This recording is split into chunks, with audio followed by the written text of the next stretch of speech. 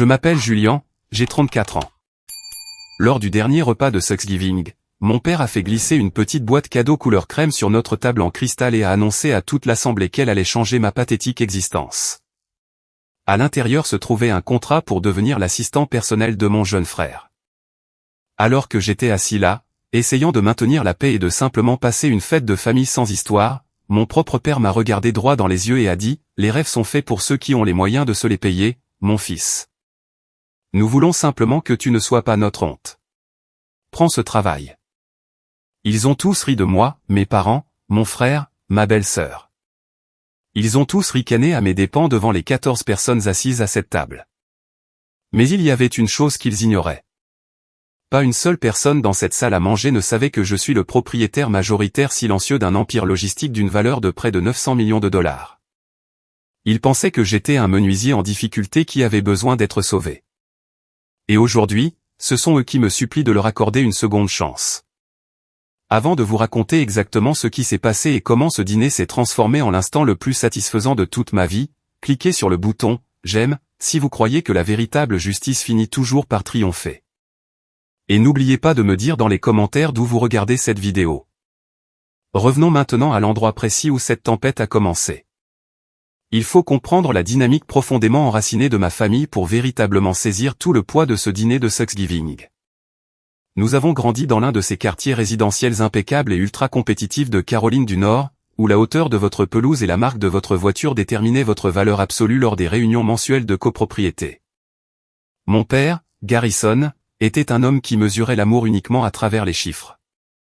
Cadre financier de niveau intermédiaire, il s'était battu pour gravir les échelons en partant de rien, et il portait ses insécurités comme un manteau lourd et étouffant. Pour lui, si vous rapportiez un salaire à 6 chiffres, un plan d'épargne retraite bien garni et un titre prestigieux, vous gagnez votre place à sa table.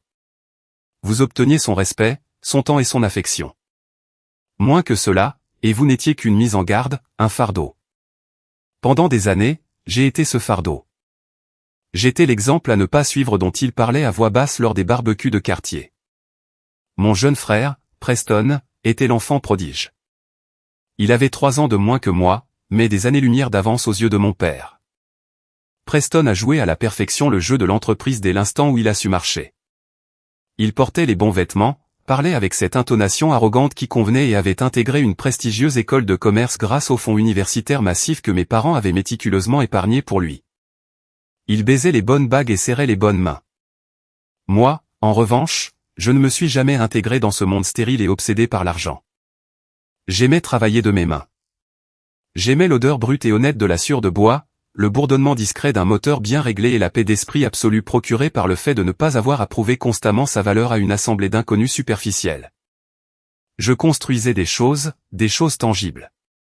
Lorsque j'ai atteint le milieu de la trentaine, le récit au sein de la famille Holloway était coulé dans le béton. Preston était l'étoile montante, le sauveur d'entreprise promis à un brillant avenir. J'étais Julian, le gars qui possédait un petit atelier de menuiserie poussiéreux à la périphérie de la ville, joignant à peine les deux bouts. Il croyait sincèrement qu'un seul mauvais mois me séparait de la perte de mon atelier, de ma maison et de ma dignité. Il pensait que j'étais constamment sur le point de leur mendier de l'argent pour faire mes courses. Je les ai laissés le croire. J'ai même encouragé cette idée, car le secret est une chose étrangement puissante. Au début, on l'utilise comme un bouclier pour se protéger de leurs jugements acerbes et constants. Mais avec le temps, ce bouclier se transforme en forteresse. Et une fois installé à l'intérieur, le silence devient incroyablement addictif. Je ne voulais pas de leur fausse admiration.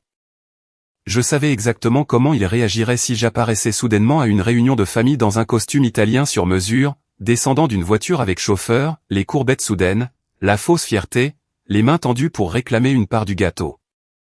Cela me levait le cœur.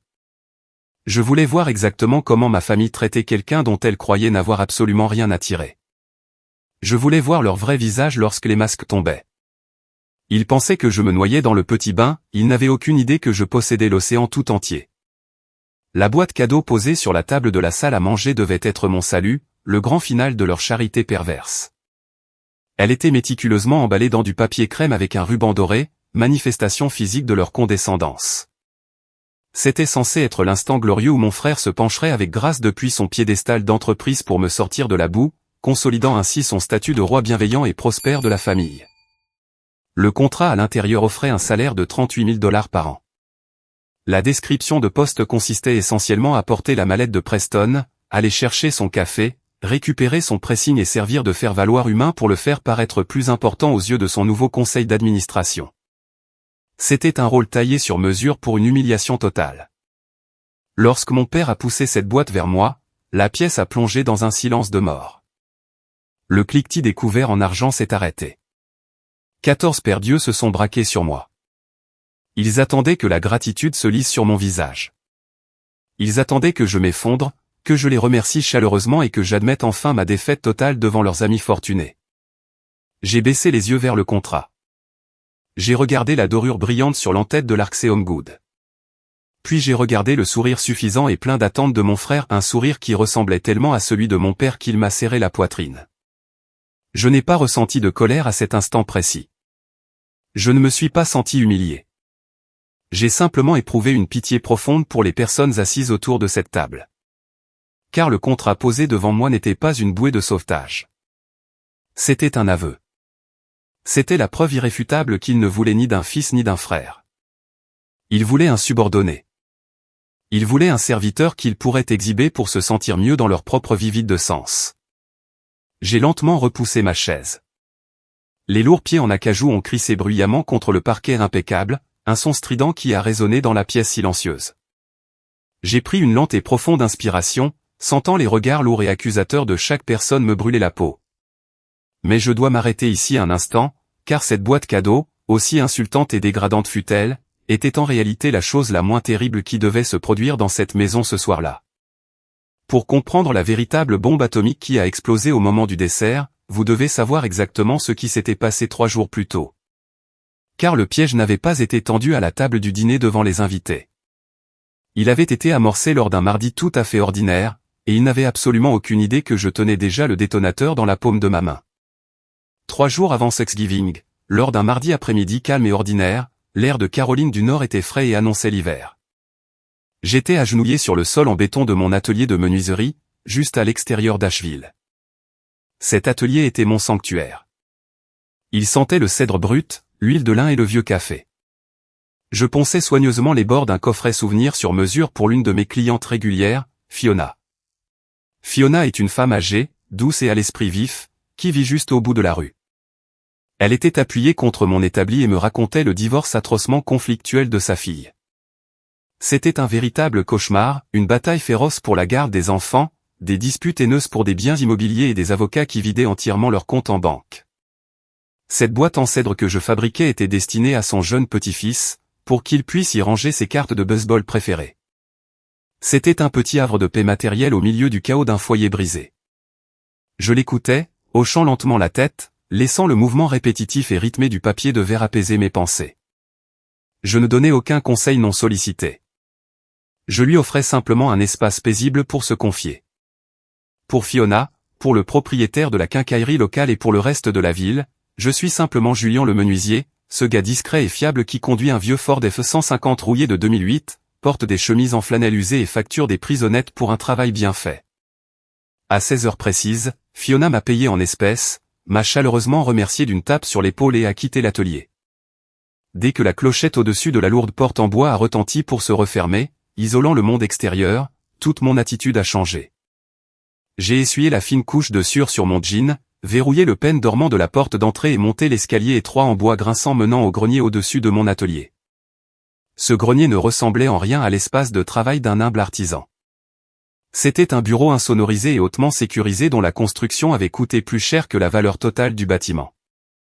Je me suis assis devant un imposant bureau en chêne massif que j'avais fabriqué de mes propres mains, j'ai ouvert un coffre-fort biométrique dissimulé derrière un faux panneau et j'en ai sorti un ordinateur portable blindé et crypté. Je me suis connecté à un serveur sécurisé via un VPN privé et j'ai immédiatement rejoint un appel vidéo programmé. Nadia, ma directrice générale des opérations, était déjà à l'écran, impeccable dans son tailleur élégant, avec pour arrière-plan notre siège social moderne à Charlotte. Nadia est une véritable force de la nature. Elle gère la façade publique de toutes nos activités. C'est une négociatrice impitoyable, un requin dans les salles de conseil d'administration qui ne recule jamais. Julien, a-t-elle dit d'une voix nette, sautant d'emblée les formules de politesse. Les documents d'acquisition pour les lignes de transport du Midwest sont finalisés. Les juristes ont épluché les clauses de succession et les transferts immobiliers. Nous avons besoin de votre signature numérique pour conclure l'accord avant l'ouverture des marchés demain. J'ai ouvert les documents numériques et les ai examinés avec soin. Il s'agissait d'une acquisition de 11 millions de dollars portant sur une immense flotte régionale de camions. C'était une décision hautement stratégique qui allait asseoir notre domination sur le marché à travers 3 États entiers. J'ai parcouru les conditions, vérifié les clauses de responsabilité que mon avocat principal avait surlignées en jaune et saisi ma signature numérique à authentification multifacteur. 11 millions de dollars autorisés en quelques secondes par un homme avec de la sueur de cèdre dans les cheveux. C'est fait, ai-je dit en m'adossant à mon fauteuil.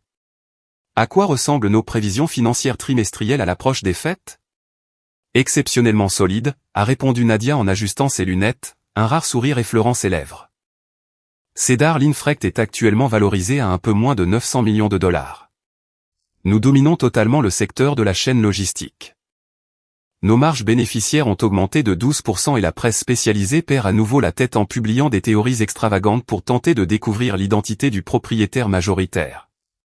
Dans le milieu de la logistique, on m'appelle le fantôme. Chaque camion, chaque entrepôt, chaque actif que je possède est soigneusement dissimulé derrière un réseau complexe de sociétés holding, de fiducies aveugles et d'accords de confidentialité stricts. Nadia accorde les interviews au magazine. Nadia siège dans les panels de l'industrie. Moi, je tire simplement les ficelles depuis un grenier poussiéreux dans une petite ville, totalement invisible. Pourquoi un tel secret? Pour répondre à cette question, je dois vous ramener 12 douloureuses années en arrière. Quand j'avais 22 ans, je n'étais pas un fantôme. J'étais un jeune homme bruyant, excessivement ambitieux et farouchement optimiste, qui voulait désespérément faire ses preuves auprès d'un père qui ne respectait que la richesse. J'ai contracté un emprunt personnel considérable, vidé mon modeste compte d'épargne pour les études et lancé une entreprise de fourniture pour traiteurs haut de gamme. J'effectuais des semaines exténuantes de 80 heures. J'ai littéralement donné mon sang, ma sueur et mes larmes pour bâtir cette entreprise à partir de zéro. Mais j'ai commis une erreur fatale et naïve, j'ai accordé ma confiance au mauvais associé, un homme nommé Derek. Derek était charmant, bien introduit et totalement dépourvu de morale. Il a lentement détourné des fonds, rompu nos contrats de fournisseurs les plus critiques, transféré de l'argent sur des comptes offshore et m'a laissé porter seul le chapeau lorsque l'entreprise a brutalement coulé. J'ai tout perdu. La faillite qui a suivi a été brutale, publique et profondément humiliante.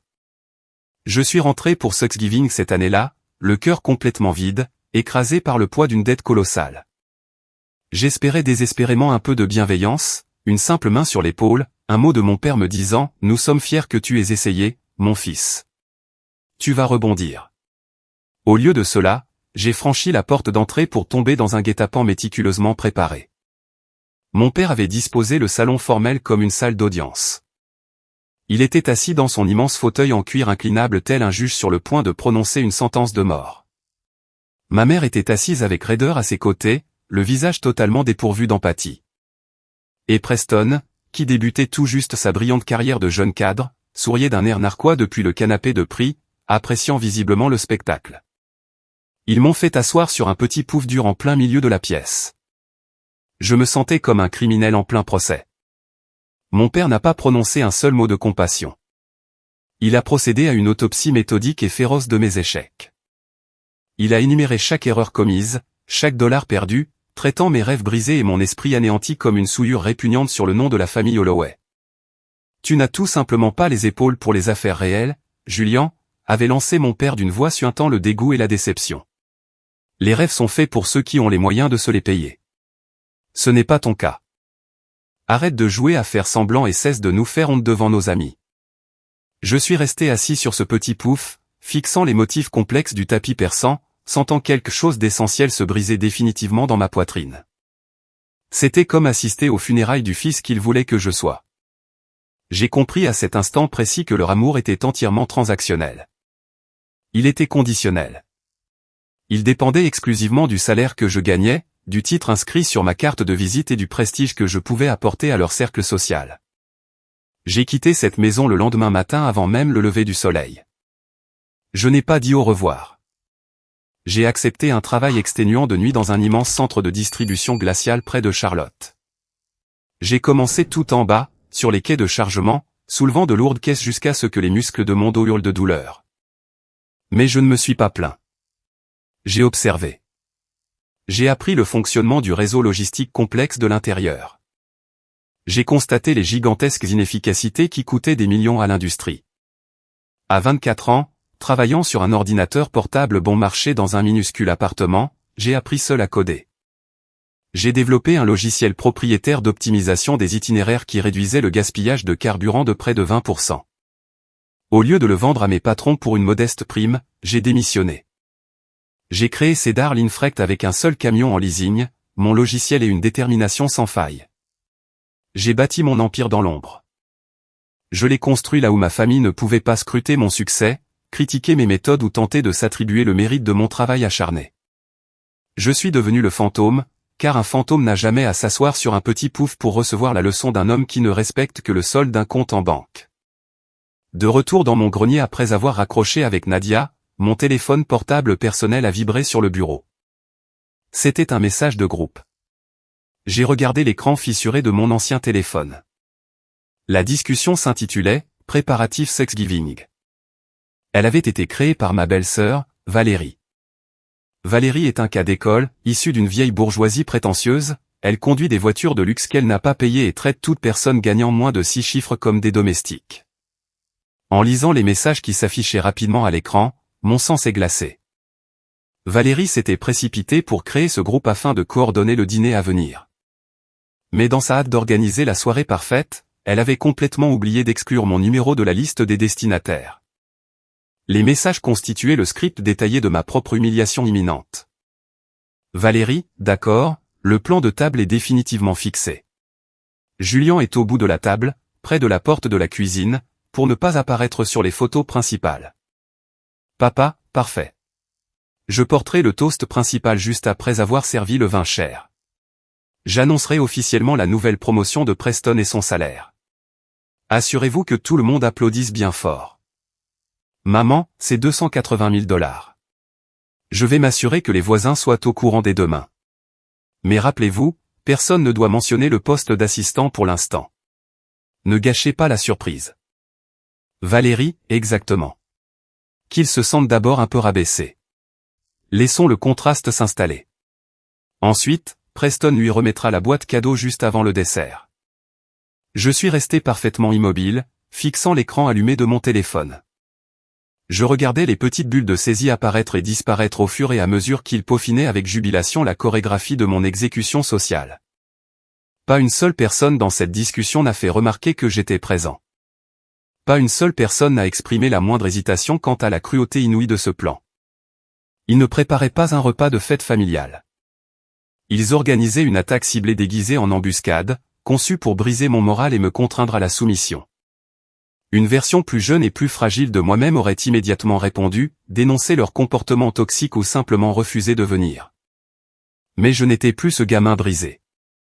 J'étais un homme qui dirigeait des milliers d'employés et déplaçait des millions de dollars de marchandises à travers le pays avant même le petit déjeuner. Je n'ai pas répondu. Je n'ai pas bloqué le numéro. J'ai simplement éteint l'écran de mon téléphone, je suis descendu et j'ai pris mon balai pour nettoyer la sueur de cèdre. J'ai décidé sur le champ que j'irais à ce dîner. J'allais marcher droit dans leur piège parfaitement tendu, vêtu de ma chemise en flanelle passée et de mes bottes de travail éraflées. Dans leur arrogance, ils pensaient jouer aux échecs contre un pion sans défense. Ils ne réalisaient pas qu'ils étaient déjà échecs et mat face au roi. Je pensais que les messages sur mon téléphone représentaient le pire. Je pensais connaître l'étendue de leurs illusions. J'avais totalement tort. La véritable tempête était sur le point d'éclater, et elle venait d'une direction qu'aucun d'eux et surtout pas mon frère chéri n'avait anticipé. Le matin de Thanksgiving, l'air automnal était piquant, chargé des promesses de l'hiver. Je me tenais dans ma petite cuisine, buvant un café noir et amer dans une tasse en céramique ébréchée, quand mon téléphone a sonné. C'était grand-père Winston. Grand-père Winston a 85 ans, l'esprit toujours aussi vif, et c'est la seule personne de la famille Holloway qui m'ait jamais traité comme un être humain à part entière. C'est un mécanicien à la retraite qui a bâti sa vie de ses propres mains. Il se moque de la superficie de votre maison ou de la marque de votre montre, ce qui lui importe, c'est la solidité de votre colonne vertébrale. C'est le genre d'homme fermement convaincu que le véritable héritage ne se trouve pas dans les portefeuilles immobiliers, les stocks options ou les fonds fiduciaires, mais dans l'intégrité et la résilience que l'on transmet à ses enfants. Julien? Sa voix éraillée a résonné dans le haut-parleur, fatigué mais ferme. Tu viens ce soir à ce cirque? J'hésite encore beaucoup, grand-père, ai-je répondu d'une voix neutre, regardant la vapeur s'échapper de mon café. Un silence lourd s'est installé. N'hésite pas, mon garçon. Viens. Ton père se pavane en ville comme un paon avec une nouvelle plume. Et ton frère est devenu totalement insupportable. Il prépare quelque chose, je le sens. J'ai besoin que tu sois là pour m'aider à garder mon calme avant que je ne perde patience et que je ne jette la dinde par la fenêtre. Il prépare toujours quelque chose, grand-père, ai-je murmuré en regardant par la fenêtre mon vieux pick-up garé dans l'allée. Écoute-moi bien, Julien, a repris Winston d'un ton plus doux, abandonnant sa rudesse habituelle. L'argent rend les gens bruyants. Il les rend arrogants et aveugles. Mais la vraie valeur est silencieuse. Elle n'a pas besoin de crier pour se faire entendre. Ne les laisse pas te faire oublier qui tu es. Sois simplement présent. Montre-leur ta force tranquille. Très bien, grand-père. Je serai là pour toi. J'ai raccroché, sentant un nœud se former dans ma poitrine. Pour Winston, j'aurais traversé le feu sans hésiter, mais j'ignorais à quel point les flammes allaient être ardentes ce soir-là. 10 minutes plus tard, mon téléphone professionnel sécurisé a retenti d'une sonnerie stridente et reconnaissable entre mille. C'était de nouveau Nadia. Et Nadia n'appelle jamais un jour férié, à moins que le bâtiment ne soit littéralement en flammes ou que les marchés ne s'effondrent. Julien, nous avons un problème immédiat et majeur qui requiert vos directives directes, a-t-elle déclaré, la voix tendue par l'urgence. Je t'écoute, ai-je répondu, passant instantanément du petit-fils attentionné au PDG intransigeant. Cela concerne l'un de nos comptes intermédiaires, un grand groupe de distribution appelé l'Arxé Homegood. Nous gérons actuellement l'intégralité de leur réseau de distribution pour le Sud-Est. Je connaissais l'Arxé. C'était une chaîne de magasins vieillissante et boursouflée, luttant désespérément pour suivre le rythme des concurrents agiles du commerce en ligne. Quel est le problème? Sont-ils en défaut de paiement? Ils perdent de l'argent à grande vitesse, Julien. Leurs factures de transport ont 90 jours de retard. Ils ont manqué 3 engagements consécutifs sur les volumes. Nos analystes financiers ont épluché leurs déclarations publiques et les données internes, l'Arxé est au bord d'une faillite catastrophique. Ils évitent activement nos avocats chargés du recouvrement, et des rumeurs d'une plainte imminente de leurs actionnaires principaux pour fraude comptable circulent à Wall Street. J'ai froncé les sourcils, passant une main sur ma mâchoire, calculant mentalement le risque. Dans ce cas, nous coupons tout immédiatement. Résiliation du contrat pour défaut grave de paiement. Nous gelons leurs actifs dans nos entrepôts. Pourquoi est-ce une urgence un matin de Thanksgiving? Parce que, a poursuivi Nadia avec lenteur en insistant sur chaque mot, l'Arxé vient d'embaucher un tout nouveau PDG il y a 3 semaines. Le conseil d'administration l'a nommé pour en faire le fusible idéal, l'agneau sacrificiel destiné à essuyer les foudres judiciaires et médiatiques lorsque l'entreprise va inévitablement s'effondrer. Et alors? Ai-je demandé, ne voyant pas encore le rapport avec moi. Julien, le nouveau PDG qu'ils viennent de recruter, c'est Preston, votre frère. Le silence absolu dans ma cuisine est devenu assourdissant. Le seul bruit était le faible ronronnement du réfrigérateur dans le coin. Mon souffle s'est coupé un instant. Mon frère, l'enfant chéri, le prétendu génie des affaires de la famille, était manipulé comme un instrument de pacotille. Il se promenait en vilain se vantant d'une promotion spectaculaire qui n'était en réalité qu'une condamnation à mort financière soigneusement déguisée. Et la dette colossale et écrasante que son navire en perdition devait était due directement à moi, à Cedar Linfrecht, mon entreprise. J'ai de nouveau regardé l'écran fissuré de mon téléphone personnel, repensant au message de groupe envoyé par Valérie. Il prévoyait de m'humilier totalement pour un médiocre poste d'assistant à 38 000 $, complètement aveugle au fait terrifiant que Preston était sur le point de tout perdre, ses économies, sa maison, son mariage, toute sa carrière, face à l'empire logistique même que je possédais en secret. Julien? A demandé Nadia, rompant le silence. Dois-je lancer la procédure de résiliation? Nous pouvons légalement saisir tout leur stock dans nos entrepôts dès ce soir minuit. Nous pouvons les forcer à la liquidation. J'ai serré le bord de mon plan de travail au point que mes jointures sont devenues blanches. J'ai repensé aux paroles d'une cruauté inouïe de mon père 12 ans plus tôt. J'ai repensé au visage arrogant et suffisant de Preston qui me regardait de haut. Je pouvais appuyer sur un seul bouton maintenant et détruire entièrement la vie de mon frère. Je pouvais le faire légalement, proprement et de manière totalement anonyme. Les avocats se chargeraient du massacre. À 17h30 ce soir-là, le soleil avait totalement disparu sous l'horizon, projetant de longues ombres froides et imposantes sur la vaste propriété de mes parents. J'ai garé mon F-150 rouillé le long du trottoir, juste derrière une rutilante Porsche 911 flambant neuve, le nouveau jouet de Preston. Il avait dû la financer à crédit dès la seconde où il avait reçu sa lettre d'embauche, sans savoir qu'il conduisait une bombe à retardement qui serait bientôt saisie. J'ai coupé le moteur bruyant et suis resté un long moment dans le calme de la cabine pour me préparer mentalement à entrer dans l'arène. Je portais un jean sombre et propre, des bottes de travail en cuir éraflées et une simple chemise bleu marine sans marque. Pas de montre Rolex, pas de vêtements de créateur, juste Julien le menuisier. Le raté. J'ai remonté l'allée pavée immaculée, le vent glacé me fouettant le visage, et j'ai frappé fermement à la lourde porte en chêne. Ma mère, Sylvia, est venue m'ouvrir. Elle était couverte de perles coûteuses et portait une robe en soie sur mesure qui valait plus que la cote de mon pick-up. Son sourire éclatant et artificiellement blanc, qu'elle réservait aux voisins fortunés arrivés plus tôt, s'est instantanément figé en une mince ligne de profonde déception en me voyant. Elle a rapidement jeté un coup d'œil par-dessus mon épaule pour s'assurer qu'aucun de ses amis du country club ne regardait, puis m'a saisi le bras de ses ongles acérés pour me tirer dans le hall d'entrée. « Julien, vraiment ?» a-t-elle sifflé entre ses dents, ses yeux parcourant avec dégoût mes bottes et mon jean. « Tu n'aurais pas pu mettre une cravate ou un costume à ta taille ? Le président du conseil d'administration de Preston est là. On dirait que tu sors tout juste d'un chantier crasseux. Essaie de ne pas nous faire honte ce soir, s'il te plaît. Joyeux Thanksgiving, maman, ai-je répondu calmement en me dégageant de son étreinte agressive, le visage impassible. Moi aussi, je suis content de te voir. Tu es très élégante.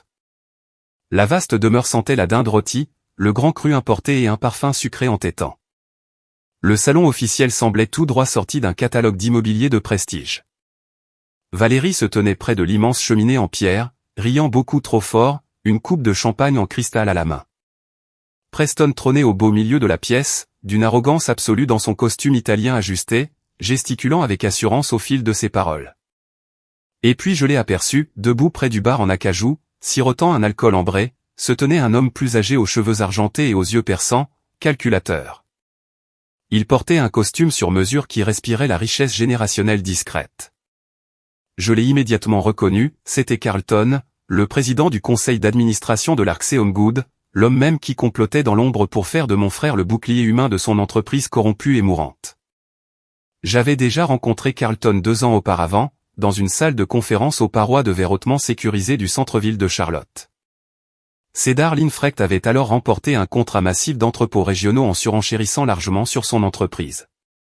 J'avais siégé en bout de table, entouré de mes meilleurs avocats, et j'avais personnellement et froidement opposé une fin de non-recevoir à un projet de fusion désespéré qu'il avait proposé. Tandis que j'avançais dans le salon, le regard acéré de Carlton a balayé la pièce pour s'arrêter sur moi. Il a bu une lente gorgée de bourbon. Ses yeux se sont légèrement rétrécis. Il a observé mon visage, puis a baissé les yeux vers mes bottes de travail usées, avant de revenir à mon regard. Une lueur de vive perplexité a traversé ses traits burinés. On pouvait presque entendre les rouages tourner violemment dans son esprit. Il reconnaissait l'ossature, le regard froid, la posture inébranlable, mais le contexte ne collait absolument pas. C'était un monde à l'envers. Il essayait désespérément de faire le lien entre le milliardaire impitoyable et intouchable de la logistique qu'il avait rencontré à Charlotte et le menuisier débraillé et apparemment pauvre que Sylvia réprimandait discrètement dans l'entrée. Mon père s'est approché d'un pas martial et m'a tapé vigoureusement sur l'épaule. Ce n'était pas un geste d'affection paternelle, mais une démonstration physique d'autorité destinée à marquer son territoire. « Julien !» a tonné mon père, projetant sa voix pour que Carlton l'entende distinctement par-dessus la musique. « Ravi que tu aies pu t'arracher à tes copeaux et à ta poussière pour une soirée. Viens par ici. Laisse-moi te présenter quelqu'un de vraiment important. » Il m'a dirigé fermement vers le bar. Carlton, voici mon autre fils, Julian. Il bricole le bois du côté sud de la ville. Ça l'occupe, j'imagine. Carlton a lentement tendu une main soignée. Sa poignée de main était ferme, scrutatrice, cherchant une réaction familière. Julian. Nous sommes-nous déjà rencontrés? Votre visage m'est incroyablement familier. J'ai regardé Carlton droit dans les yeux, affichant un sourire doux, vague et légèrement confus. Je ne pense pas, monsieur. À moins que vous n'ayez cherché à acheter un nichoir à oiseaux en cèdre sur mesure récemment. J'en vends sur le marché des producteurs le week-end. Carlton m'a fixé. Il n'a pas ri à la plaisanterie.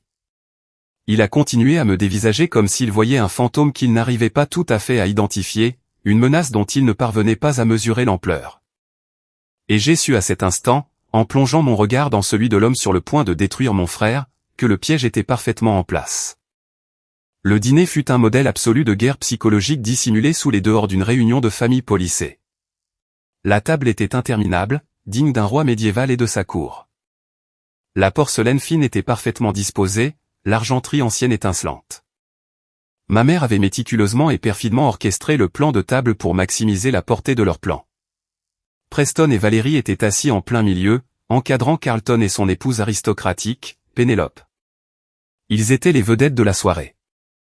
J'étais délibérément placé tout au bout, près de la porte battante de la cuisine, à côté de grand-père Winston. J'avais été installé comme le domestique qui attend les restes. Tu as fière allure, gamin, m'a glissé Winston à mi-voix en me passant le plat de purée généreusement beurré. Ne laisse pas les bêtes du cirque t'atteindre ce soir. Elles aboient fort. J'ai apporté des cacahuètes, grand-père, ai-je chuchoté en réponse, buvant une gorgée d'eau glacée tout en balayant la pièce du regard. Je suis juste venu voir le spectacle. Laisse-les aboyer. Et quel spectacle ce fut! Dès que le grand cru rouge a été servi, mon père s'est brusquement levé et a tapé sur son verre en cristal avec une lourde cuillère en argent. Le son cristallin a brisé net les conversations, exigeant le silence absolu. Famille, amis, invités d'honneur, a commencé Garrison, projetant sa voix comme s'il s'adressait à une assemblée générale d'actionnaires hostiles. Nous sommes réunis aujourd'hui pour rendre grâce pour nos nombreuses bénédictions. Et cette année, la famille Holloway a d'immenses raisons d'être reconnaissante. Il a tourné son regard intense vers Preston, la poitrine gonflée d'une fierté démesurée. À mon fils Preston, un véritable visionnaire, un homme animé par une ambition sans faille. À seulement 32 ans, il a été officiellement nommé président-directeur général de l'Arksey Homegood. Mon père a marqué une pause, laissant le titre résonner avant de porter les stockades, un poste assorti d'un salaire de base de $280 000 par an, complété par de lucratives stock options et un ensemble complet d'avantages sociaux. La table a immédiatement applaudi poliment. Valérie a affiché un sourire radieux, posant une main parfaitement manucurée sur la manche de Preston. Preston a esquissé un hochement de tête modeste et travaillé, totalement faux, absorbant l'adulation comme une éponge. Il faut une trempe d'homme très rare et très spécifique pour porter une telle responsabilité, a poursuivi mon père en faisant les 100 pas derrière sa chaise. Un homme qui comprend profondément la valeur du travail acharné, des études supérieures, de la progression constante. Tout le monde n'a pas cette volonté nécessaire. Tout le monde ne comprend pas ce qu'il faut pour réussir dans le monde réel. Les yeux de Garrison ont lentement descendu la longueur de la table. Ils ont ignoré les invités fortunés, ignoré Valérie, pour se verrouiller sur moi. La température de la pièce a semblé chuter brutalement. Certaines personnes, a dit mon père d'un ton mielleux de pitié condescendante, se contentent simplement de survivre, de se cacher dans des ateliers poussiéreux et pleins de courants d'air, à s'amuser avec des scies et de la colle à bois. Pendant que le monde réel et exigeant passe sans les attendre. Mais la famille reste la famille. Nous soutenons les nôtres, même lorsqu'ils peinent tant à trouver leur voie et à gagner décemment leur vie. Un silence atrocement pesant s'est abattu sur l'assemblée. Pénélope, l'épouse distinguée de Carlton, a aussitôt baissé les yeux vers son assiette, visiblement mal à l'aise devant cette humiliation publique d'un membre de la famille. Le visage doux et confiant de Fiona m'est apparu en mémoire, ainsi que ma vie paisible et mon atelier si soigneusement bâti. Il réduisait toute mon existence à une plaisanterie puérile simplement pour faire briller davantage son fils préféré devant ses invités. Je n'ai pas bronché. Je n'ai pas rougi sous le coup de la colère. Je n'ai pas baissé la tête de honte. J'ai simplement coupé un morceau de dinde, les mâcher lentement et les avaler. J'ai regardé mon père avec la curiosité détachée d'un spectateur devant une pièce de théâtre médiocre et prévisible. Carlton m'observait attentivement. Il n'avait pas touché à son vin. Ses yeux vifs passaient de la posture dominante de mon père à mon immobilité déconcertante. Les rouages dans son esprit continuaient de tourner, bien plus vite à présent, tentant de résoudre l'énigme de ma présence. En parlant de logistique, de chaînes d'approvisionnement et du véritable monde des affaires, est soudain intervenu Carlton, sa voix grave et autoritaire fendant l'attention comme une lame. L'Arxé a justement affaire ces derniers temps à un géant absolu du secteur, une entreprise extrêmement secrète appelée Cedar Linfrecht. Ils ont une emprise totale sur les réseaux de distribution du Sud-Est. Carlton s'est arrêté pour boire une gorgée mesurée de son bourbon. Leur propriétaire est une énigme totale pour le conseil d'administration. La presse financière le surnomme le fantôme parce qu'il est totalement invisible. Un personnage fascinant, d'une fermeté absolue dans les négociations. Je l'ai rencontré une fois, il y a 2 ans, à Charlotte. Il a très peu parlé pendant la réunion, mais il imposait son autorité sans jamais élever la voix. 18 millions de dollars se sont déplacés sur un simple hochement de tête de sa part. Carlton a incliné la tête, vous me faites étrangement penser à lui, Julian. Dans le regard. La même intensité silencieuse. Ma mère a lâché un rire aigu et nerveux qui ressemblait au bruit d'un verre fin qui se brise. Julian? Oh, Carlton, je vous en prie, vous êtes bien trop aimable. Julian ne comprend absolument rien aux chaînes d'approvisionnement ou au conseil d'administration. Si un problème n'implique pas un marteau, un clou rouillé et une planche de récupération, il est totalement perdu. Sans doute, a répondu doucement Carlton sans quitter mes yeux, ignorant totalement ma mère. Ce ne doit être qu'une étrange coïncidence. Un fantôme? Est intervenue Valérie depuis le milieu de la table, faisant tourner son vin rouge avec un ricanement mauvais. Ça paraît effrayant, et honnêtement un peu lâche, vous ne trouvez pas? Se cacher derrière des armées d'avocats et de comptables hors de prix au lieu d'affronter les gens comme un vrai homme. Je ne sais pas, Valérie. Ai-je répondu d'une voix parfaitement calme qui a porté sans effort jusqu'au bout de la table. Parfois, un fantôme est simplement quelqu'un qui est devenu profondément las de côtoyer des gens qui ne s'intéressent qu'à la chair, au sang et aux comptes en banque qu'ils peuvent exploiter. Valérie a cligné des yeux à plusieurs reprises, son sourire factice se fissurant un court instant. Preston a remué sur sa chaise avec un malaise visible, tirant sur son col. Bien. A interrompu mon père à voix haute, manifestement agacé que l'attention se soit un instant détournée de la gloire de Preston. Passons au dessert, voulez-vous? Preston, je crois que tu as quelque chose de très spécial à offrir à ton frère ce soir. Le piège se refermait exactement selon le scénario écrit par Valérie mot pour mot dans la discussion de groupe. Preston s'est raclé la gorge, s'est levé et a boutonné sa veste. Il s'est dirigé vers le buffet ancien, a pris la boîte cadeau crème au ruban doré et a lentement remonté la salle à manger. Il s'est arrêté juste à côté de ma chaise, posant sur moi un regard plein d'une bienveillance écœurante et fabriquée. Julian, a dit Preston d'une voix amplifiée, assez forte pour être entendue des voisins 3 maisons plus loin. Nous savons tous que les choses ont été particulièrement difficiles pour toi ces derniers temps. La menuiserie est un passe-temps charmant, mais il est temps que tu aies une vraie carrière stable, de la sécurité, une retraite, un avenir dont tu puisses être fier. Il a fait glisser la boîte sur la table, la plaçant juste à côté de mon assiette. J'ai officiellement fait créer un tout nouveau poste chez l'Arxé Homegood, assistant personnel exécutif du PDG. C'est payé 38 000 $ par an, avec une couverture médicale complète. Tu travailleras directement sous mes ordres. Je pourrais te servir de mentor, Julian. Je pourrais enfin te montrer comment fonctionne le monde réel et comment réussir. Ma mère a joint les mains avec ferveur, me regardant avec insistance. N'est-ce pas incroyablement généreux de la part de ton frère, Julian? Dis merci à Preston. Saisis cette chance, mon fils, a ordonné mon père depuis le bout de la table, d'un ton sans réplique.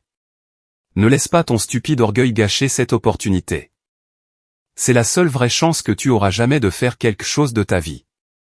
J'ai regardé la boîte. J'ai levé les yeux vers le visage arrogant de Preston. Dans la poche de ma veste, mon téléphone sécurisé a vibré d'une longue impulsion continue. Le signal d'urgence absolue de Nadia. La crise chez l'Arxé venait d'atteindre son point de rupture. J'ai lentement tendu le bras et posé ma main rugueuse et calleuse à plat sur la boîte lisse. J'ai effleuré le bord du ruban de soie avec mon pouce. Toute la pièce retenait son souffle, attendant que le fils prodigue déchu cède enfin et accepte sa place servile tout en bas de la hiérarchie familiale. J'ai pris le lourd stylo en or déposé à côté de la boîte. Évaluant son poids, j'ai levé les yeux vers Preston, plongeant mon regard dans le sien. 38 000, hein? Ai-je demandé doucement, à voix presque basse. Pourtant, elle a résonné dans toute la pièce silencieuse. C'est un salaire de départ, Julian, a dit Preston en bombant le torse, sans percevoir le danger dans mes yeux. Si tu te débrouilles bien pour classer les dossiers et gérer mon emploi du temps, nous pourrons discuter d'une petite augmentation l'an prochain. J'ai hoché la tête lentement, posément. J'ai approché la pointe du stylo de la ligne de signature sur le contrat immaculé. Mais avant même que l'encre ne touche le papier blanc, une sonnerie stridente et assourdissante a brisé le silence tendu de la salle à manger. Ce n'était pas mon téléphone. C'était celui de Carlton. Carlton a sorti son appareil de sa poche intérieure, jetant un coup d'œil contrarié à l'écran, prêt à couper le son. Mais dès l'instant où ses yeux ont lu le nom de l'appelant, tout le sang a déserté son visage, son teint aristocratique et sûr de lui est devenu d'un gris maladif. « Veuillez m'excuser », a balbutié Carlton, la voix tremblante, toute son assurance envolée en une fraction de seconde. Il a repoussé sa lourde chaise avec une telle violence et une telle panique qu'elle a basculé en arrière, s'écrasant lourdement sur le parquet. Il ne s'en est même pas soucié, traversant presque au pas de course la pièce pour s'engager dans le couloir sombre et prendre l'appel. Les sourires triomphants de ma famille se sont figés, remplacés par la stupeur. La confusion et l'inquiétude ont parcouru la tablée. J'ai reposé le stylo en or sur la table avec un léger déclic. La tempête ne s'était pas simplement invitée chez les Holloway, elle venait de dégonder la porte d'entrée, et j'étais la seule personne dans la pièce à tenir un parapluie. La salle à manger est restée suspendue dans un étrange flottement. Dès l'instant où Carlton s'est précipité dans le couloir sombre, le fracas de sa lourde chaise heurtant le sol a continué de résonner sous les hauts plafonds, laissant un sifflement dans les oreilles. On pouvait littéralement sentir la pression de l'air changer, comme ce calme terrifiant qui précède l'arrivée d'une tornade. Mon père, Garrison, qui se tenait droit, le torse bombé et victorieux quelques secondes plus tôt, s'est lentement rassis en bout de table. Un pli profond d'incompréhension s'est creusé entre ses sourcils. Il fixait l'emplacement vide laissé par le président du conseil d'administration, totalement désorienté par ce manquement soudain aux convenances de la haute société. Preston a lâché un rire nerveux et aigu, un son grêle et désespéré qui est mort presque aussitôt dans le silence étouffant de la pièce. Il a balayé la table du regard, cherchant désespérément une approbation, n'importe quel regard pour normaliser la situation, mais plus personne ne souriait. Valérie a brusquement arrêté de faire tourner son vin. D'une main tremblante, elle a ajusté son collier de diamants, semblant soudain minuscule et fragile dans son fauteuil. Son ricanement arrogant avait totalement disparu. Les affaires n'attendent pas, j'imagine, même un jour férié, a lancé mon père d'une voix forte pour tenter de reprendre le contrôle de la soirée. Il a désigné avec insistance la boîte crème devant mon assiette. « Vas-y, Julian. Prends le stylo et signe. Faisons de cette soirée une véritable célébration avant que la dinde ne soit totalement froide. » Je n'ai pas tendu la main vers le stylo. Je n'ai même pas regardé le contrat. Je suis resté parfaitement immobile, mes mains calleuses posées à plat sur l'acajou ciré, écoutant attentivement les sons qui traversaient les murs. À travers la cloison, j'entendais distinctement le ton étouffé, affolé et aigu de Carlton. Il ne parlait plus avec l'assurance tranquille d'un président de conseil fortuné, il avait la voix d'un homme qui venait de voir son patrimoine immobilier, ses héritages et sa réputation partir en fumée d'un seul coup. Et le second coup est tombé. Le téléphone de Preston s'est mis à sonner. Il a vibré bruyamment contre le bois, à côté de son assiette entamée. L'écran lumineux éclairait les visages autour de lui, affichant en lettres grasses, Marcus, Conseil Larksey. L'assurance factice de Preston s'est évaporée en temps réel. J'ai observé avec fascination tout le sang quitter son visage, laissant place à une sueur froide et terrifiante sur son front. Il regardait l'appareil comme s'il s'agissait d'un serpent venimeux apparu sur la table. Il a dégluti avec une peine infinie, sa pomme d'Adam oscillant douloureusement contre son col étroit. « Tu devrais sans doute répondre, petit frère, » ai-je dit calmement, ma voix fendant le silence comme un scalpel. Cela a l'air extrêmement important. Un président-directeur général doit gérer les appels difficiles, n'est-ce pas? C'est pour cela qu'on te donne ce gros salaire et ce bureau d'angle. Ma mère m'a lancé un regard venimeux. Tais-toi, Julian. Laisse ton frère tranquille un instant. Ne sois pas jaloux simplement parce que son téléphone sonne pour de vraies affaires alors que le tien ne sonne que pour des commandes de nichoir. Preston l'a ignoré. Il a décroché d'une main tremblante et maladroite, portant l'appareil à son oreille, les yeux rivés sur la nappe blanche. Bonjour Marcus. Oui, je suis en plein dîner de famille. C'est Thanksgiving. Qu'y a-t-il de si urgent qui ne puisse attendre lundi matin? La pièce était si horriblement silencieuse que je pouvais entendre les cris furieux et agressifs sortant de l'écouteur. Je ne distinguais pas chaque mot, mais j'en entendais bien assez pour savoir que le piège s'était définitivement refermé. J'ai perçu les termes « liquidités immédiates »,« plainte collective des actionnaires » et « manquement grave aux obligations fiduciaires ». Preston a fermé les yeux très fort. Sa coupe de cheveux soignée paraissait soudain dérisoire, et son costume italien ajusté ressemblait bien moins à une armure qu'à une camisole de force très coûteuse. « Marcus, je vous en prie, écoutez-moi », a murmuré Preston d'une voix affolée, se détournant de la table pour cacher son visage décomposé à nos parents. « Je ne peux absolument pas virer 200 000 $ ce soir. Les banques sont fermées. C'est un jour férié fédéral. Il me faut jusqu'à lundi pour liquider des actifs personnels. Vous m'aviez expressément promis un délai de grâce quand j'ai accepté ce poste. » Les éclats de voix à l'autre bout sont devenus plus violents, plus hostiles. « Je n'ai pas cette somme disponible en liquidité à la seconde près. » A sifflé Preston, la voix brisée, perdant toute trace de son personnage d'homme d'affaires intouchable. « Si vous faites fuiter cela à la presse financière demain, l'action va s'effondrer avant même l'ouverture des marchés vendredi. Nous ferons tous l'objet de poursuites judiciaires majeures. Donnez-moi juste 48 heures pour trouver une solution. » Il a lentement éloigné le téléphone de son oreille, contemplant l'écran noir avec une terreur pure. La ligne avait coupé. Marcus avait raccroché. Preston a reposé l'appareil sur la table. Ses mains tremblaient tellement que son verre en cristal a heurté le bois avec bruit. Valérie lui a saisi le bras, ses doigts manucurés s'enfonçant dans le tissu de sa veste, les yeux écarquillés par une panique totale. « Preston. Chérie, regarde-moi. Qu'est-ce qui se passe ?» a-t-elle exigé, la voix stridente, dépourvue de toute sa grâce feinte. « Quels 200 000 $? Quelle plainte des actionnaires? De quoi parles-tu ?» Avant que Preston ne puisse tenter d'élaborer le moindre mensonge pour préserver son ego, la porte en bois du bureau privé de mon père s'est ouverte au fond du couloir. Des pas lourds, précipités et désordonnés se sont approchés. Carlton est réapparu sous l'arche de la salle à manger. Il semblait avoir vieilli de 10 ans en 5 minutes. Son costume à plusieurs milliers de dollars était froissé. Il transpirait abondamment, tamponnant son front d'un mouchoir en soie. Il a totalement ignoré mon père en bout de table. Il a totalement ignoré Preston, l'homme qu'il venait d'engager pour diriger son groupe. Carlton est passé droit devant eux, le regard fixé sur moi, et s'est arrêté juste derrière ma chaise. « Julian, » a dit Carlton d'une voix dépouillée de toute arrogance et de toute puissance, la supplication nue d'un homme qui se noie.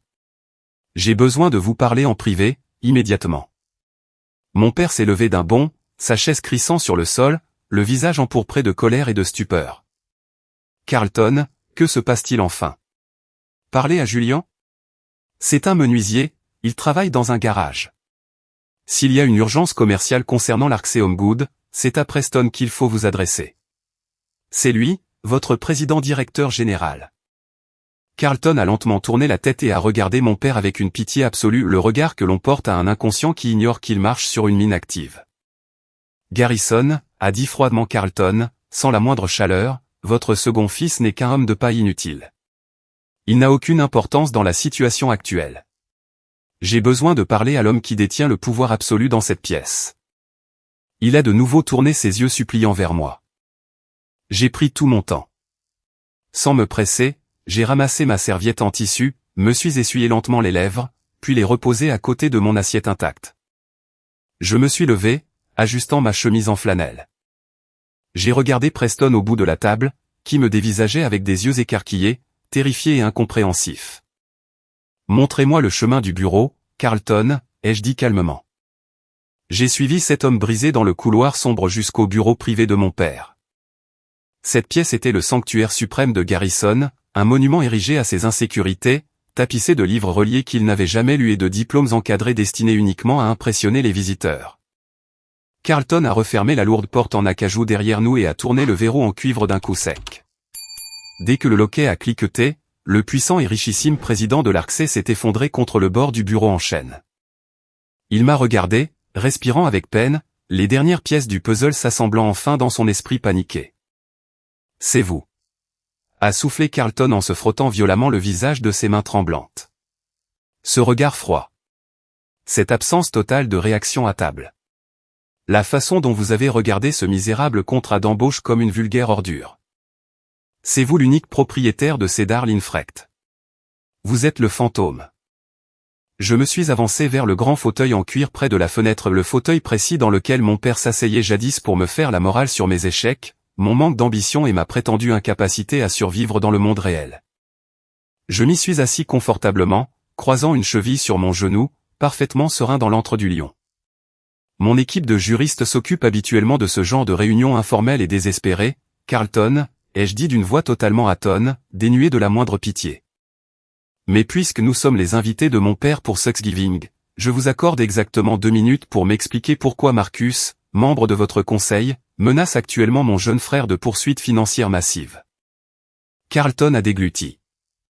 Il avait l'air d'un coupable devant son bourreau. Carlton a baissé les yeux vers le tapis persan. Il n'a pas nié. Il ne le pouvait pas.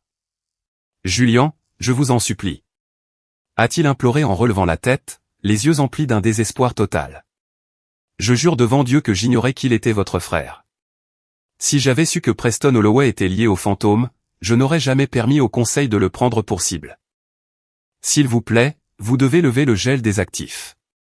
Si vous liquidez nos stocks, je perds tout mon patrimoine, mes héritages, mes biens personnels engagés en garantie. Je perds absolument tout ce que j'ai mis 40 ans à bâtir. J'ai laissé s'écouler un long et pénible moment de silence, le laissant s'enfoncer dans sa propre panique. J'ai repensé au toast cruel de mon père à table. J'ai repensé à Preston poussant fièrement ce contrat insultant sur le bois ciré. Il voulait me voir briser. Il voulait me voir mendier des miettes.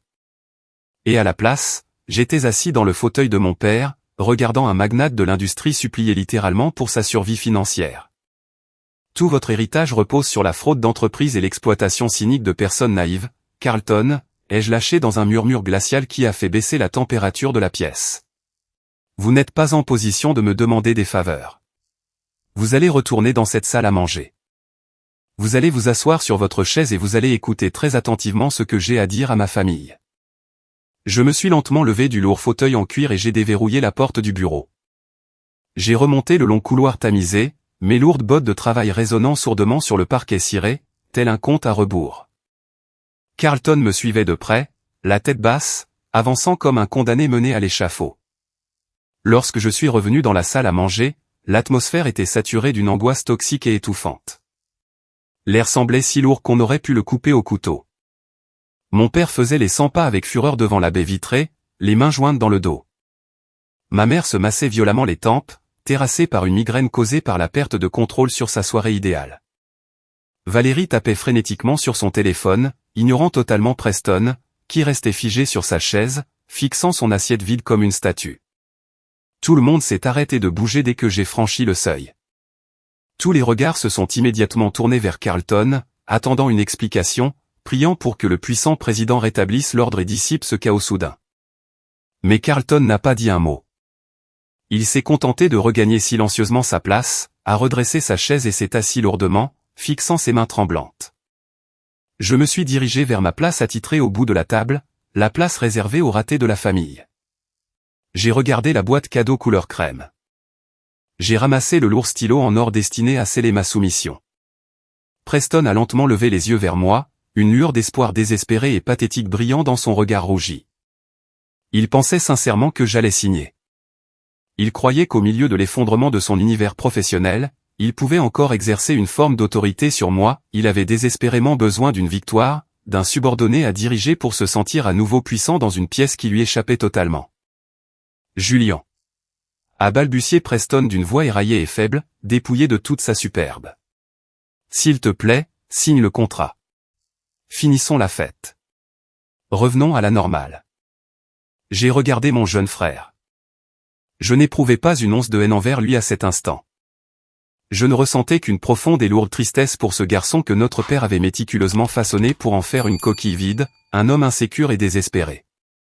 J'ai posé la pointe métallique du stylo en or sur le papier épais du contrat. Puis, d'un geste lent, délibéré et puissant, j'ai déchiré la page de part en part dans un bruit sec et sonore. Ma mère a poussé un cri étouffé, portant vivement la main à son collier de perles. Mon père s'est arrêté net, son visage se déformant en un masque de fureur absolue. « Mais qu'est-ce qui ne tourne pas rond chez toi, Julien ?» a hurlé mon père, sa voix faisant vibrer les verres en cristal, pointant un doigt accusateur vers moi. « Ton frère te tend une perche inestimable. Il t'offre un vrai salaire, un véritable avenir, une assurance santé, et tu détruis tout par pure jalousie puérile. Tu es exactement ce que j'ai toujours dit, un raté, une honte ingrate et pitoyable pour toute cette famille. » Je n'ai pas haussé le ton. Je n'ai pas crié. Je n'en avais pas besoin. Je l'ai simplement regardé, sentant la puissance irréfutable de la vérité vibrer en moi. « L'Arksé Homegood est techniquement en faillite, papa », ai-je articulé distinctement, mes mots résonnant avec force dans le silence absolu de la pièce. Ce changement brutal de sujet a stoppé sa colère un court instant. Il a cligné des yeux, totalement déstabilisé. « De quoi diable parles-tu » J'ai tourné mon regard froid vers Preston, qui me fixait comme si je venais de me transformer sous ses yeux. Ta rutilante nouvelle entreprise, Preston, croule actuellement sous plus de 40 millions de dollars de dettes non garanties. Vos factures logistiques ont plus de 90 jours de retard. Le conseil d'administration ne t'a pas embauché pour ta vision d'affaires, tes beaux costumes ou ton MBA hors de prix payé par papa. Ils t'ont embauché pour être le fusible. Ils t'ont choisi spécifiquement pour endosser la responsabilité juridique d'une plainte massive des actionnaires pour faute grave de gestion financière. Tais-toi, a violemment répliqué Valérie en frappant la table de sa main manucurée, faisant teinter les couverts. Tu n'as absolument aucune idée de ce dont tu parles, Julien. Tu fabriques des nichoirs en bois dans un garage poussiéreux. Preston est président-directeur général. Tu es juste jaloux. Je l'ai totalement ignoré, gardant les yeux fixés sur mon frère tremblant. En ce moment même, un membre de ton conseil, Marcus, exige avec insistance que tu vires 200 000 $ de tes économies personnelles pour garantir un prêt-relais frauduleux. Si tu le fais, tu reconnais légalement ta complicité. Lorsque l'entreprise déposera officiellement le bilan sous le chapitre 11 lundi matin, les créanciers lèveront sans difficulté l'écran de la personnalité morale. Ils s'attaqueront à tes biens personnels. Ils prendront ta maison, ta Porsche garée dans l'allée, ton épargne retraite, et ils te traîneront devant un tribunal fédéral pour négligence grave. La bouche de Preston s'ouvrait et se fermait en silence, comme un poisson hors de l'eau, sans qu'aucun son n'en sorte. Son visage avait la couleur exacte de la cendre humide. C'est parfaitement absurde. S'est écrié mon père, bien que sa voix ait perdu toute son assurance habituelle. Il a regardé Carlton d'un air paniqué. « Carlton, pour l'amour du ciel. Dites à cet imbécile de se rasseoir et de cesser d'inventer des mensonges grotesques pour gâcher la soirée de son frère. » Je n'ai pas attendu que Carlton réponde. J'ai plongé la main dans ma veste, en ai sorti mon téléphone professionnel sécurisé et l'ai déverrouillé, l'orientant pour que l'écran éclaire mon visage. La véritable raison pour laquelle je connais les chiffres exacts de l'Arksé avant toi, Preston, ai-je poursuivi d'une voix ferme, implacable et froide comme la glace. C'est que l'écrasante majorité de cette dette colossale est due directement à une entreprise de transport appelée Cedar Linfrecht. J'ai vu l'instant précis où cette prise de conscience terrifiante a frappé mon père comme un coup de poing à l'estomac. Ses yeux se sont écarquillés. Il s'est souvenu de l'anecdote de Carlton plus tôt dans la soirée. Il s'est souvenu du nom de l'entreprise, du « fantôme », de ce milliardaire intouchable de Charlotte. Cedar Linfrecht contrôle pratiquement tout le Sud-Est, ai-je déclaré, portant la voix pour que chaque personne présente saisisse le poids de mes paroles. Nous gérons chaque entrepôt, chaque ligne d'approvisionnement et chaque camion dont l'Arksé dépend pour survivre. J'ai fondé Cedar Line il y a 12 ans. Je l'ai créé le lendemain matin du jour où tu m'as fait t'asseoir dans ton salon pour me dire que les rêves n'étaient faits que pour ceux qui avaient les moyens de se les payer, papa. J'en possède la majorité absolue. La valorisation boursière de mon entreprise, ce matin même, est d'un peu moins de 900 millions de dollars. Le silence. Un silence complet, total, étouffant.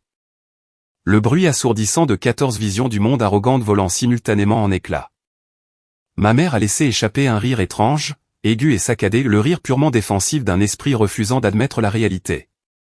Julian. Ce n'est plus drôle du tout. Arrête cette mauvaise plaisanterie, je t'en prie. C'est Thanksgiving. Mangeons le dessert. J'ai lentement tourné la tête vers Carlton, le président déchu. Carlton. Voulez-vous expliquer à ma famille qui a ordonné le gel général des actifs de votre entreprise il y a 20 minutes? Qui détient le pouvoir d'anéantir votre patrimoine ce soir? Toutes les têtes autour de la longue table en acajou ont lentement pivoté vers Carlton. Il paraissait totalement anéanti. Il a fixé le vin intact dans son verre, puis a lentement relevé la tête, le visage marqué par une défaite absolue. Il dit l'exacte vérité, a murmuré Carlton d'une voix rauque.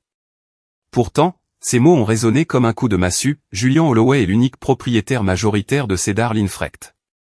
Il tient l'existence même de l'Arksé entre ses mains. S'il ne lève pas le gel ce soir, l'Arksé dépose le bilan lundi. Et Preston coule avec le navire. Mon père a littéralement trébuché en arrière, heurtant le mur tapissé. Il s'est raccroché au bord d'un buffet ancien, les jointures blanchies, simplement pour ne pas s'effondrer sur le sol. Ses yeux écarquillés et injectés de sang me fixaient comme si j'étais un étranger tout-puissant et redoutable qui venait d'entrer chez lui pour lui braquer une arme sur la tempe. Preston s'est lentement affaissé sur son siège, enfouissant son visage dans ses mains. Il a poussé un gémissement sourd, déchirant, un son que je ne lui avais plus entendu émettre depuis l'enfance, lorsqu'il s'écorchait les genoux dans l'allée en béton. C'était le son d'une défaite totale et humiliante. Valérie me regardait, la bouche bée. L'arrogance, le mépris de classe s'était envolé, remplacé par une terreur brute. Elle regardait alternativement de moi à Preston, puis à Carlton, prenant de plein fouet la réalité brutale de sa ruine financière et de la perte de son statut social. Je me tenais seul en bout de table, contemplant cette famille qui avait passé 12 longues années à me traiter comme la poussière sous ses chaussures de luxe. J'avais gagné.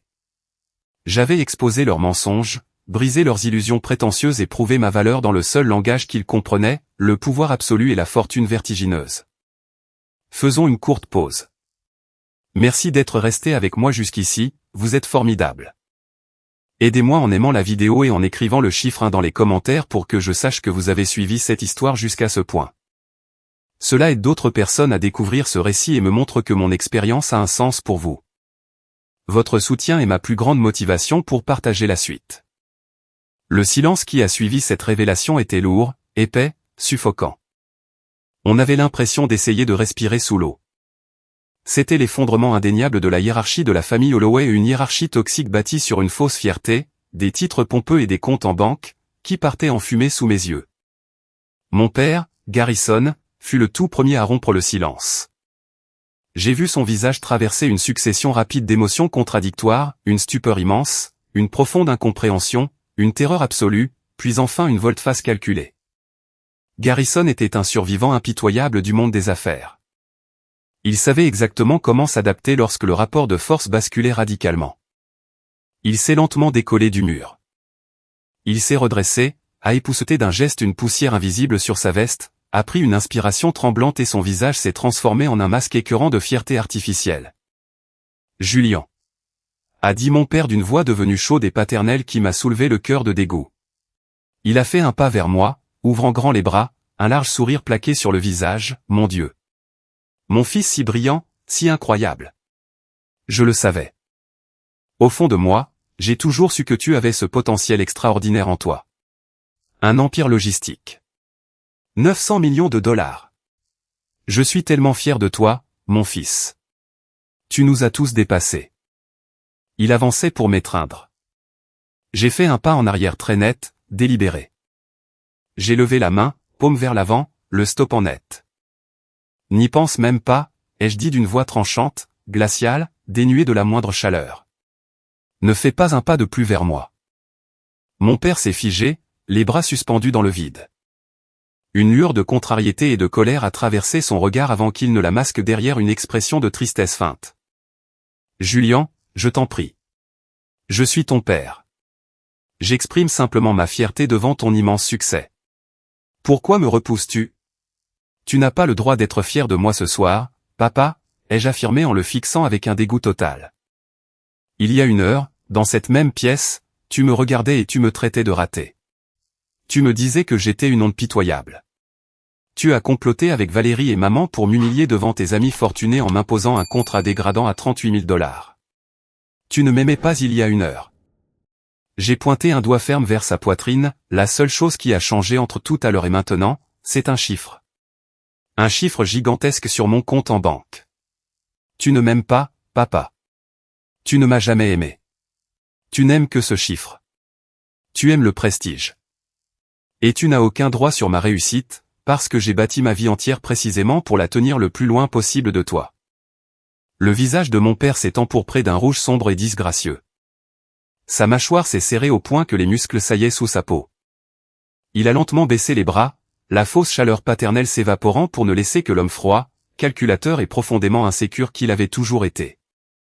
Je me suis détourné de lui, l'ignorant totalement, pour baisser les yeux vers Preston. Mon jeune frère était anéanti. Affaissé sur sa chaise, il pleurait sans retenue dans ses mains, sourd aux chuchotements affolés de Valérie qui le suppliait de se reprendre. L'enfant prodige était brisé. Il faisait face à une humiliation publique dévastatrice, des poursuites judiciaires majeures, la perte de sa maison et une ruine financière totale. Preston, ai-je dit doucement, ma voix perdant sa dureté pour ne laisser place qu'à la pitié. Il a lentement levé les yeux, le regard bouffi de larmes, le visage baigné de pleurs. Il était terrorisé. Il pensait sincèrement que j'allais l'achever, liquider son entreprise et détruire sa vie par pure vengeance après toutes ces années de mépris. Je ne vais pas te laisser aller en prison fédérale à cause d'un conseil d'administration corrompu, lui ai-je dit en soutenant son regard affolé.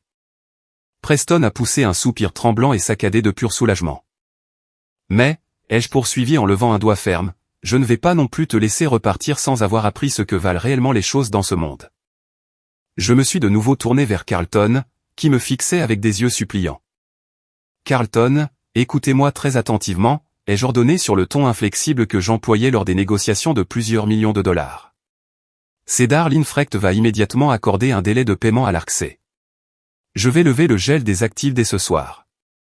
Nous maintiendrons la chaîne d'approvisionnement active tout au long du prochain trimestre afin que vous ne soyez pas en défaut. Carlton a poussé un immense soupir de soulagement, s'affaissant sur son siège. Merci, Julian. Mon Dieu, merci. Je n'ai pas terminé. Ai-je tranché net. Il y a des conditions strictes et non négociables. Premièrement, l'exigence d'un apport personnel de 200 000 $ pour mon frère est annulée dès ce soir. Il ne versera pas un seul centime de sa poche pour sauver votre navire à la dérive. Deuxièmement, j'exige un audit financier indépendant et immédiat de l'ensemble des opérations de l'Arksey, menées par le cabinet de mon choix, avec un accès total et sans restriction à chaque registre. Compte bancaire et actifs immobiliers. Si vous dissimulez quoi que ce soit, je vous anéantis juridiquement et financièrement. Carlton a hoché la tête avec frénésie, la sueur coulant sur son menton. D'accord. Tout ce que vous voulez, nous acceptons tout. Troisièmement, ai-je dit en regardant Preston, Preston démissionne de son poste de président-directeur général avec effet immédiat. Preston a tressailli, retenant son souffle, mais n'a pas protesté, il a simplement acquiescé avec lenteur, acceptant son sort. Il renonce à ce titre de façade, ai-je continué pour que mon père entende chaque mot. À la place, l'Arksey lui offrira un poste de cadre intermédiaire dans les opérations régionales. Un poste où il devra effectuer un travail réel et exigeant, gérer une vraie logistique et gagner un salaire standard basé uniquement sur ses performances réelles, et non sur sa capacité à porter un costume et à répéter des formules d'entreprise toutes faites. J'ai fixé Preston, tu vas apprendre comment fonctionne réellement une entreprise depuis la base, petit frère. Pas de parachute doré, pas d'administrateur corrompu pour te couvrir, pas de fonds d'études pour amortir la chute, juste du travail honnête. Preston m'a regardé. Le choc laissait place à une prise de conscience profonde. Il réalisait que ce frère qu'il avait passé sa vie à rabaisser, moquer et mépriser était la seule personne au monde qui s'était levée pour le protéger lorsque les loups étaient venus le dévorer. Il n'a pas prononcé un mot. Il s'est simplement levé sur ses jambes tremblantes, a essuyé son visage de sa manche abîmée et m'a adressé un signe de tête empreint d'un profond respect. Je ne suis pas resté pour le dessert. Je ne suis pas resté pour écouter les excuses larmoyantes et manipulatrices de ma mère ni les flatteries paniquées de Valérie. J'ai fait demi-tour, j'ai franchi la lourde porte d'entrée pour retrouver l'air glacial et je suis monté dans mon vieux F-150. J'ai pris la route dans la nuit calme et froide, me sentant plus léger, plus libre et plus fort que je ne l'avais été en 12 longues années. Le temps a une façon bien à lui de modifier les perspectives une fois que la poussière retombe et que l'adrénaline s'estompe. Une année entière s'est écoulée depuis ce dîner de Thanksgiving explosif. L'audit indépendant que j'ai imposé à l'Arksey Homegood a révélé une corruption d'entreprise d'une ampleur désastreuse. Carlton a officiellement démissionné du conseil d'administration à la fin du mois de février et une formule polie pour signifier qu'il a été poussé vers la sortie sous la menace de poursuites judiciaires avant qu'un vote des actionnaires ne l'humilie publiquement. L'Arksey a réduit sa taille de près de moitié, fermant des dizaines de magasins non rentables et vendant des pans entiers de son patrimoine immobilier pour honorer ses dettes. Mais ce qui en est ressorti est une entreprise bien plus modeste, infiniment plus honnête, qui paie désormais ses factures logistiques à temps. Preston est resté. Il a tenu bon. Il a vendu sa Porsche 911 pour régler ses dettes personnelles, a quitté sa vaste demeure bourgeoise pour emménager dans une maison de ville modeste de 3 chambres. Il a accepté le poste de responsable régional des opérations que j'avais exigé pour lui. Et pour la première fois de sa vie, il a travaillé 50 heures par semaine, loin des projecteurs. Il m'a appelé il y a quelques mois, la voix épuisée mais incroyablement sereine. Il m'a confié que c'était le tout premier salaire de sa vie qu'il avait la certitude absolue d'avoir réellement mérité. Son arrogance écœurante avait totalement disparu, remplacée par une humilité calme et solide. Étonnamment, Valérie est restée à ses côtés, bien que ses plaintes snobs et bruyantes lors des réunions de famille aient totalement cessé. Quant à moi, j'ai conservé mon atelier de menuiserie. Je fabrique toujours des boîtes en cèdre sur mesure pour Fiona et des meubles pour les habitants du coin. Simplement, je n'ai plus besoin de me cacher dans l'ombre.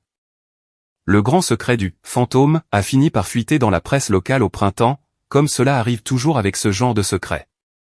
La ville a bruissé de rumeurs et de commérages intenses pendant 3 semaines, sidérée d'apprendre que l'humble artisan local était un milliardaire de la logistique. Puis, avec le temps, la nouvelle a vieilli, et je suis redevenu simplement Julien. J'ai utilisé une partie de ma fortune pour accomplir la seule chose que j'avais toujours souhaité faire, j'ai racheté la maison de grand-père Winston au prix du marché et j'ai mis le titre de propriété entièrement à son nom. M'assurant qu'il n'ait plus jamais à se soucier des impôts fonciers ou des prêts bancaires. C'est Winston qui m'a finalement donné la pièce manquante du puzzle concernant mon père. Nous étions assis sur son porche arrière par un chaud après-midi de mai, buvant du thé glacé. Winston m'a regardé, ses yeux fatigués empreints d'une tristesse profonde. « Tu as totalement anéanti la réalité de ton père ce soir-là, Julien », m'a dit doucement Winston en fixant le jardin verdoyant. « Mais tu dois comprendre pourquoi il s'était construit cette réalité déformée au départ. » Winston a poussé un lourd soupir, s'appuyant sur sa canne. Il y a 35 ans, avant même ta naissance, Garrison a tenté de lancer une entreprise, une petite manufacture. Il a fait faillite. Nous avons perdu la maison familiale. Notre famille. Ils ont été d'une cruauté sans nom. Ils se moquaient de lui sans pitié à chaque réunion. Ils le traitaient exactement comme il t'a traité. Il était terrorisé par cette pauvreté, par cette humiliation intense. Il a juré qu'il ne se montrerait plus jamais faible. Il s'est forgé une armure d'argent et de titres pour se protéger, et il vous a imposé cette lourde armure, à toi et à Preston, parce qu'il pensait que c'était l'unique moyen de survivre. J'ai écouté en silence. Cela n'excusait en rien la violence psychologique de mon père. Cela n'effaçait pas les années de cruauté, le piège de cette soirée ni la douleur infligée. Mais pour la toute première fois de ma vie, j'ai vu Garrison non pas comme un monstre malveillant, mais comme un homme brisé et terrifié, transmettant à ses enfants ses propres blessures générationnelles non guéries. Cela m'a permis de lâcher prise sur ma colère brûlante. J'ai cessé de le haïr, et j'ai commencé à le plaindre. Cette année, Thanksgiving a été totalement différent. Nous n'étions que 6 autour d'une table ronde en bois, bien plus petite.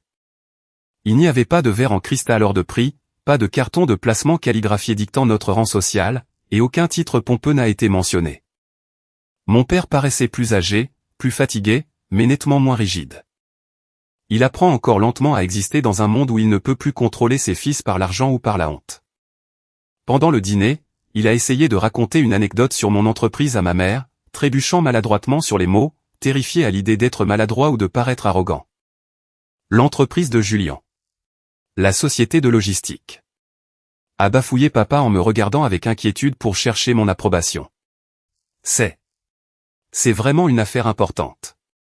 Il s'en sort très bien. Il s'est interrompu à mi-chemin en croisant mon regard, réprimant activement l'envie de se vanter de la valorisation à 900 millions de dollars pour rehausser son propre statut. Cette petite correction maladroite, répétée de multiples façons au cours des 12 derniers mois, est ce à quoi ressemble un changement sincère à 65 ans, c'est lent, inconfortable, et cela demande un effort constant et épuisant. Après le dessert, mon père m'a pris à part dans le couloir. Il n'avait préparé aucun grand discours. Il m'a simplement tendu une boîte en bois lourde et sans phare. J'ai ouvert le fermoir. À l'intérieur se trouvait un magnifique ensemble ancien de ciseaux à bois en acier à haute teneur en carbone, exactement le genre d'outils avec lesquels il se moquait de me voir travailler autrefois. J'ai levé les yeux vers lui. Il n'a pas pu soutenir mon regard, il a fixé le sol et s'est raclé la gorge. Tu avais parfaitement raison sur ce que valent réellement les choses dans ce monde, Julian, a dit doucement mon père, la voix nouée par une émotion sincère. Je suis désolé qu'il m'ait fallu toute une vie pour le comprendre. J'ai refermé la boîte et j'ai hoché la tête. Merci, papa. C'est un bon début. De l'autre côté du couloir, grand-père Winston a croisé mon regard et m'a adressé un clin d'œil complice, aussi rassurant qu'un phare guidant au milieu de la tempête. L'argent est incroyablement bruyant. Il crie pour attirer l'attention, exige le respect et rend les gens aveugles à la vérité. Mais la véritable valeur est totalement silencieuse. Elle n'a besoin ni d'un salaire démesuré, ni d'un titre ronflant, ni d'un public acquis pour exister. Elle se tient simplement debout.